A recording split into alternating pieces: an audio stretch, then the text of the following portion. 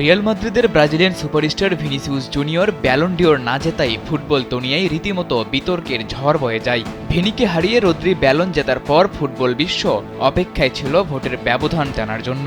অবশেষে সেই ভোটের ব্যবধান প্রকাশের পর বিতর্ক আরও মাথাচাড়া দিয়েছে। এবার সেই জেরে এক সাংবাদিক ব্যালন ডিওরের বিচারক পদ থেকে পদত্যাগের ঘোষণা দেন।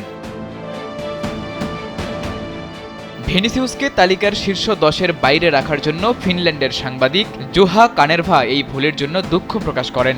একই সাথে ব্যালন ডিওরের জুরি সদস্য হিসেবে পদত্যাগের ঘোষণা দেন। প্রতি বছর সাংবাদিকদের ভোটের মাধ্যমেই ব্যালন ডিওর পুরস্কারের জন্য সেরা খেলোয়াড় নির্বাচন করা হয়।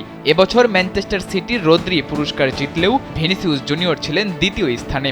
স্যান্ডেলিনা সো, রূপচর্চায় আভিজাত্য। লা লিগা ও চ্যাম্পিয়ন্স লিগে রিয়াল মাদ্রিদের সাফল্যে গুরুত্বপূর্ণ ভূমিকা রাখায় অনেকেই আশা করেছিলেন ভিনিসিউসই হয়তো পুরস্কারটি জিতবেন। কিন্তু ব্যালন ডিওরের ভোটিং তালিকায় দেখা যায় বেশ কিছু বিতর্কিত সিদ্ধান্ত।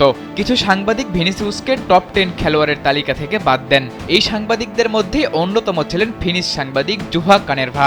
তিনি এক টুইট বার্তায় স্বীকার করেন যে এটি তার প্রযুক্তিগত ভুল ছিল এবং এর দায় নিয়ে তিনি ব্যালন ডিওর জুরি থেকে পদত্যাগ করছেন। কানেরভা এক্সে উল্লেখ করেন, আমার প্রযুক্তিগত ভুল, আমি ব্যালন ডিওর জুরি থেকে পদত্যাগ করছি। এছাড়া আরও একজন সাংবাদিক ব্রুনো পুরজাও এবং স্টেফানি নিকোডোমাসও ভিনিসিউসকে তাদের তালিকায় অন্তর্ভুক্ত করেননি, যা নিয়ে তারা বিতর্কের মুখে পড়েছেন।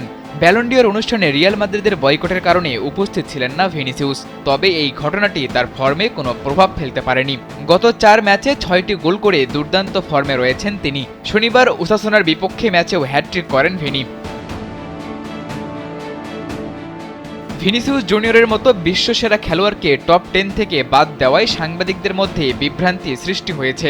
তার প্রশংসনীয় পারফরম্যান্স সত্ত্বেও এমন ভুল হওয়ায় রিয়াল মাদ্রিদ ভক্তদের মাঝে অসন্তোষ দেখা দিয়েছে। সাদাতুর রাফি, কালবেলা।